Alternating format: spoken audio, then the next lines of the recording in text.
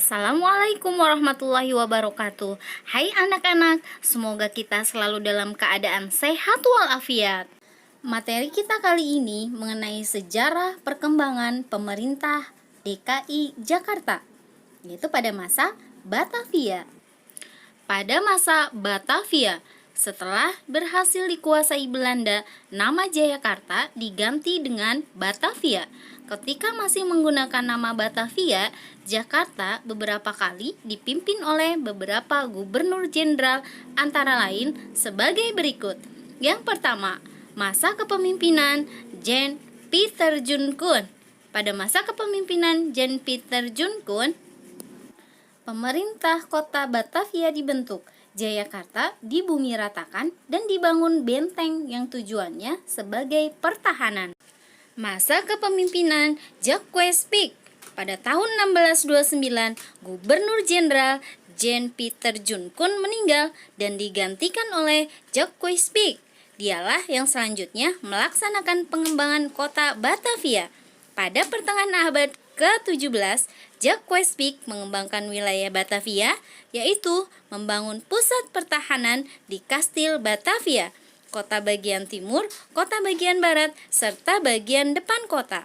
Pada tahun 1740, di bagian-bagian kota dibangun terusan dan jembatan-jembatan penyeberangan. Salah satunya dibangun terusan Kali Ciliwung yang terdapat di antara Jalan Gajah Mada dan Jalan Hayam Wuruk.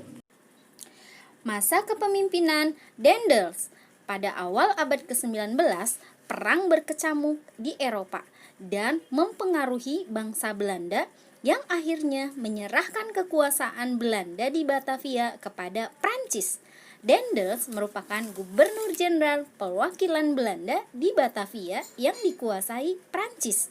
Pembangunan kota Batavia pada masa Daendels antara lain sebagai berikut. Yang pertama, membangun lapangan untuk latihan militer.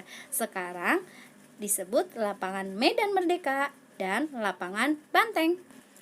Yang kedua, membangun istana Daendels. Sekarang dikenal dengan gedung Departemen Keuangan. Yang ketiga, membangun gedung Société de Harmonie sebagai balai pertemuan dan rekreasi. Yang keempat, mendirikan sekolah artileri di Mr. Cornelis Jatinegara. Masa kepemimpinan Raffles. Raffles bukan bagian dari Gubernur Jenderal Belanda di Indonesia. Dia merupakan Gubernur Jenderal utusan dari pemerintah Inggris. Pembangunan pada masa Raffles antara lain sebagai berikut. Yang pertama, membangun museum dan perpustakaan sebagai tempat kegiatan lembaga kesenian dan pengetahuan Batavia. Yang kedua, membangun balai pertemuan perwira yang kemudian menjadi gedung DPR RI pertama. Yang ketiga, membangun pengadilan tinggi yang kemudian menjadi gedung Mahkamah Agung. Masa kepemimpinan Van den Bosch. Setelah perang mereda di Eropa dan terjalin kerjasama antara pemerintah Inggris dan Belanda, pemerintah kolonial Belanda berkuasa kembali di Batavia. Pembangunan pada masa Van den Bosch. Yang pertama, membangun benteng Prins Frederik Hendrik di daerah Pintu Air Juanda, Jakarta Pusat. Saat ini benteng tersebut sudah tidak ada. Sebagai gantinya dibangun Masjid Istiqlal. Yang kedua, dibangun garis pertahanan. Yang ketiga, dibangun tempat kediaman Gubernur Jenderal yang kemudian menjadi Istana Merdeka.